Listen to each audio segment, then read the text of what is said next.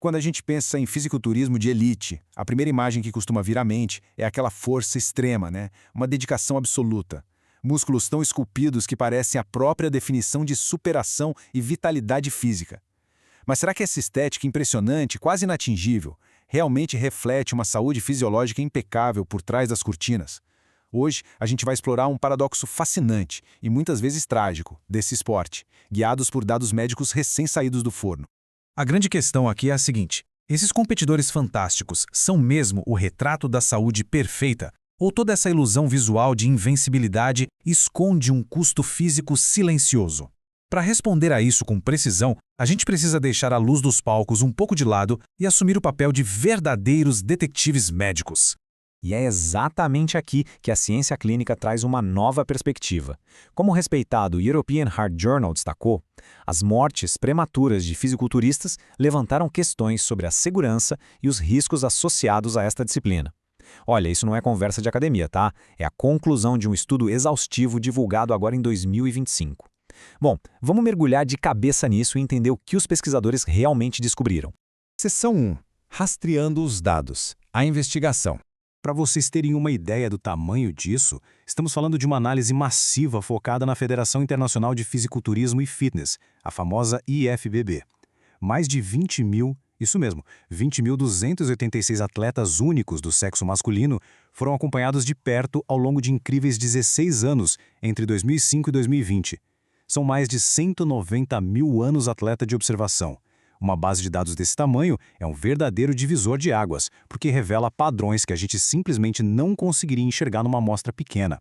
E o estudo não focou só na elite, não. Ele mapeou o cenário inteiro do esporte. Desde a galera mais nova, os júniores com menos de 24 anos e os amadores que estão começando, passando pelos veteranos da categoria Master acima dos 40, até chegar nos profissionais da temida categoria Open, que é o palco principal do Mr. Olympia. Todo o espectro do esporte entrou na lupa da ciência. Seção 2.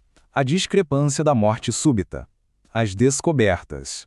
Durante o período analisado, a pesquisa confirmou 121 mortes entre esses competidores. E o que realmente chama atenção aqui e até assusta é como a morte súbita cardíaca, ou MSC, domina o cenário. Impressionantes 38% de todos os óbitos documentados caíram exatamente nessa classificação repentina do coração. É, de longe, o principal motivo das fatalidades, ultrapassando largamente estatísticas gerais do dia a dia, como câncer ou acidentes. Mas o choque de verdade ganha um rosto quando a gente olha para a idade em que isso acontece.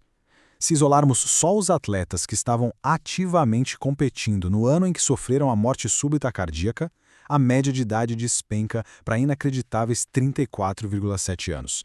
É muito cedo. Estamos falando de uma fase em que, teoricamente, a pessoa deveria estar no auge absoluto da saúde e da vitalidade física. Definitivamente não estamos falando de corações idosos com doenças de longa data. Agora, percebam como a intensidade da carreira muda completamente as regras do jogo. A linha azul mostra a taxa de sobrevivência dos amadores, que cai num ritmo bem mais suave com o passar do tempo. Mas a linha vermelha, que rastreia os profissionais, uau, ela despenca de uma forma muito mais aguda. Fica cristalino que quanto mais longe um atleta avança na elite de alta performance, mais o risco de vida dispara vertiginosamente. Traduzindo esse abismo de perigo para os números, a discrepância é brutal. Os profissionais que se submetem aos regimes mais extremos enfrentam um risco geral de morte mais de 5 vezes superior ao dos amadores. E quando o assunto é o coração e a morte súbita, esse perigo é 14 vezes maior. Um salto assustador, né? Isso prova, de um jeito bem objetivo, que tentar chegar ao topo do mundo gera um nível de exigência no organismo muito além de qualquer competição recreativa. Seção 3. Além do coração, desvendando as causas raízes.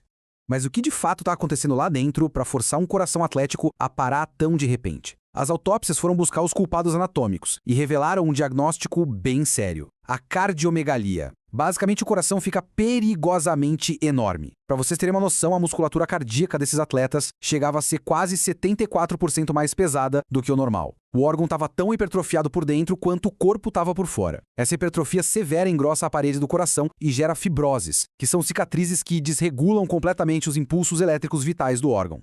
Claro que o coração não sofre uma mutação prejudicial dessas da noite para o dia. Isso é resultado de uma verdadeira tempestade perfeita de estressores no corpo. O uso constante e abusivo de esteroides anabolizantes força bastante o tecido cardiovascular. Aí você adiciona aquele esforço doloroso do pré-competição, desidratação extrema, uso agressivo de diuréticos para tirar a água do corpo e dietas com níveis altíssimos de proteína sobrecarregando os rins. Isso cria um caos metabólico enorme, fazendo o coração trabalhar no limite sem nenhuma chance real de recuperação.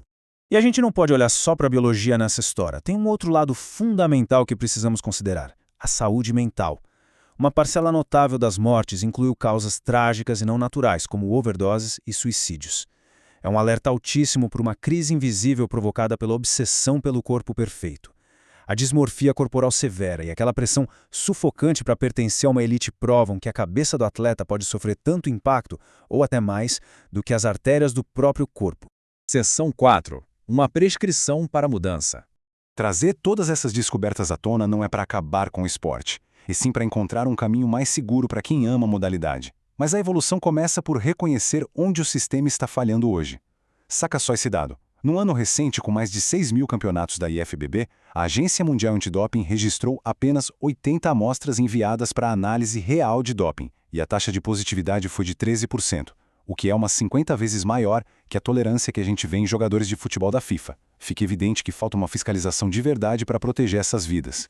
A partir desse estudo, os especialistas listaram passos super claros e urgentes para o esporte seguir. Primeiro, implementar uma triagem médica de verdade, com eletrocardiogramas obrigatórios para liberar o atleta para o palco. Segundo, levar os protocolos de testagem da UADA a sério na prática. E o terceiro, que muitas vezes é esquecido no meio esportivo, oferecer apoio real para a saúde mental, ajudando os competidores a lidarem com a pressão extrema da estética e comportamentos destrutivos.